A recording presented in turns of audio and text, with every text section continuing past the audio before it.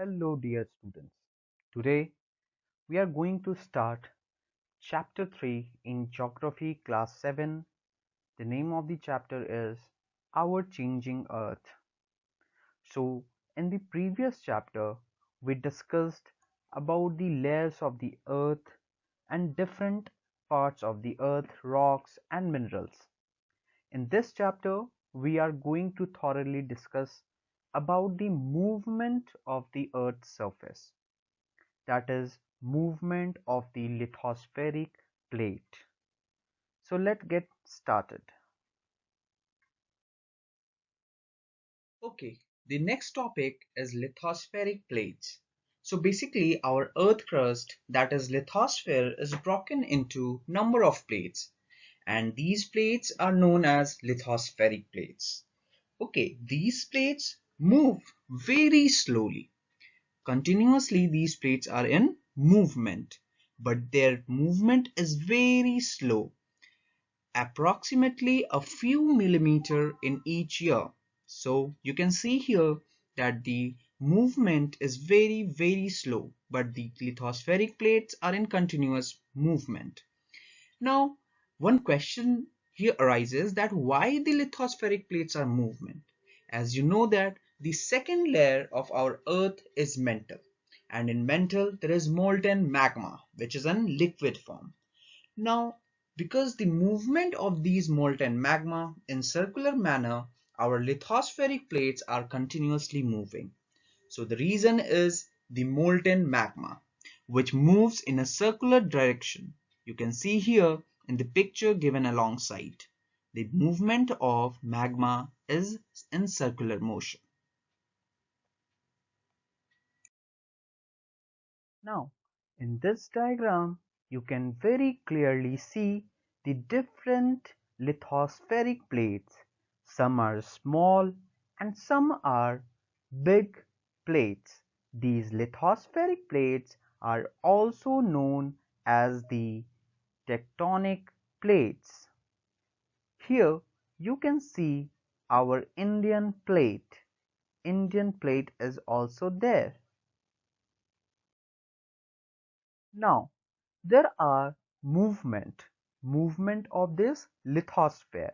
These lithosphere movement causes the changes on the surface of the earth. So why these changes occur? Due to the movement of the lithospheric plates. Now, there are two basic forces which are responsible for the movement of these lithospheric plate. First is endogenic force and second is exogenic force. You can see here in endogenic force, these forces act inside the earth's surface, that means interior of the earth, and the second is the exogenic force. Exogenic force basically occurs outside the earth's surface or on the earth's surface, that is called exogenic force.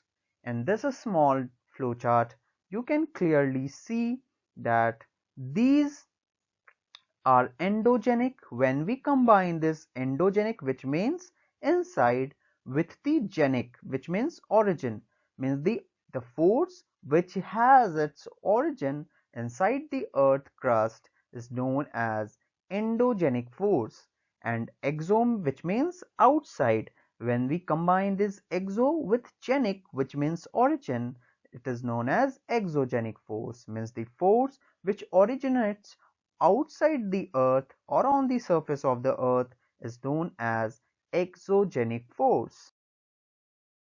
Now, here is a small flowchart which will help you in understanding the forces.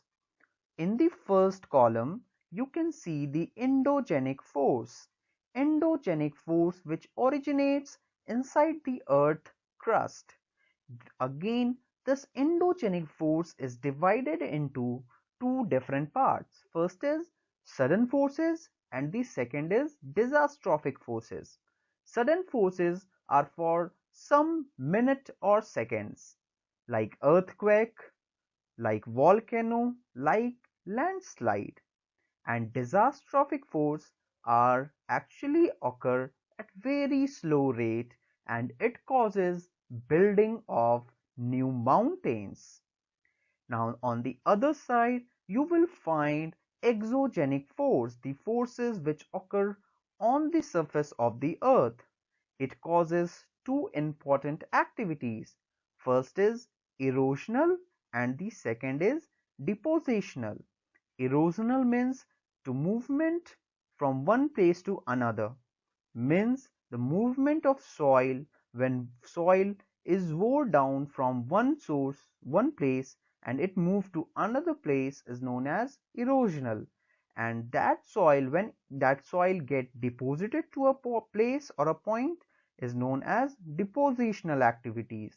So these two activities are carried by four different factors. First is river, second is wind, third is sea waves, and the last is glacier.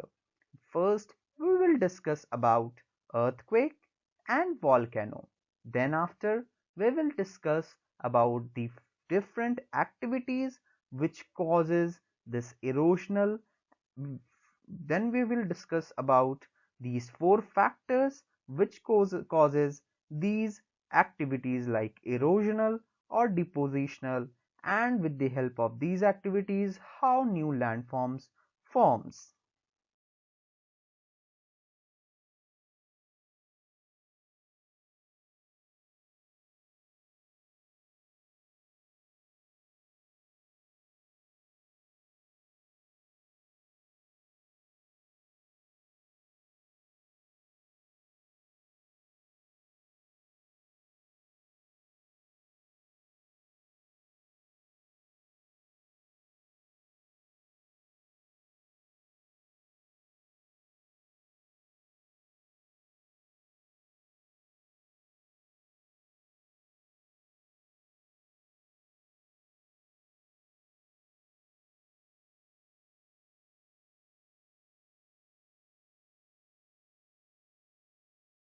Okay, the first sudden movement that we are going to discuss here is about volcano.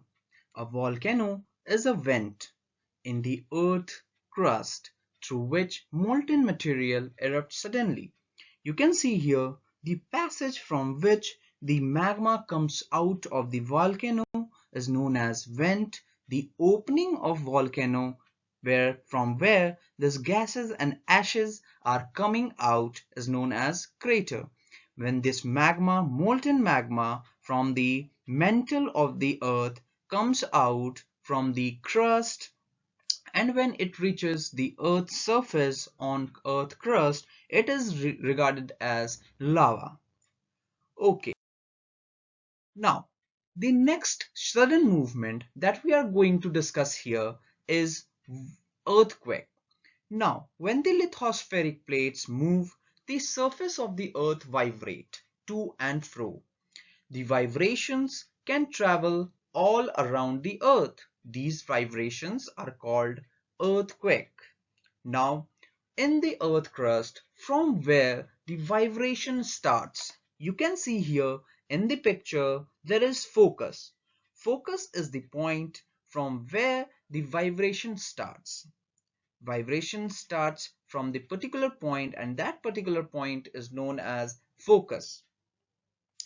Now, the place on the surface above, just above the focus, that place is known as the epicenter, and the effect of this earthquake can be felt most on this epicenter point. Now, vibration travels outward from the epicenter as waves. You can see here from the epicenter, the waves are moving in the outward direction. Greatest damage that I have already discussed, that the greatest damage can be felt closest to the epicenter. Now, measuring earthquake. So how can we measure the earthquake? That's a big question. So the machine that is used for measuring earthquake is known as seismograph. Magnitude of the earth is measured on the Richter scale. Now, one important point is there the waves of earthquake are also known as the seismic waves. Okay, there are some datas that are given for different magnitude like 2.0. At the 2.0, when there is a magnitude of earthquake on Richter scale 2.0, then you will feel a little earthquake waves, or maybe not. 5.0, it can cause some little damage by falling of the things. 6.0 or more can be felt very hard, very strong earthquake. And when it reaches 7.0, that means the earthquake is a major cause. Now, let's have a small case study regarding earthquake. There is a place in Bhuj city, which is in Gujarat. On 26th of January 2001, a massive earthquake hit this Bhuj city of Gujarat. It was measured 6.9 on Richter scale, which was very massive, and it caused a heavy destruction in the city of Bhuj. Now, there are some measures that we can take to keep us safe from earthquake. When there is an earthquake, the first thing we should do is to find a safe spot. Safe spot will keep us safe from the things which can fall from the ceiling, like fan. We can find safe spot under the kitchen counter or under a table or a desk. Now, there are some things from which we should always stay away during an earthquake, like a fireplace, like chimneys or windows that shatter, including mirror and picture frames, which can cause a heavy damage to our body. Now, third is be prepared. So, we should always spread awareness among the friends and family members and face any disaster confidently. So, we must be prepared regarding any type of disaster, not only earthquake.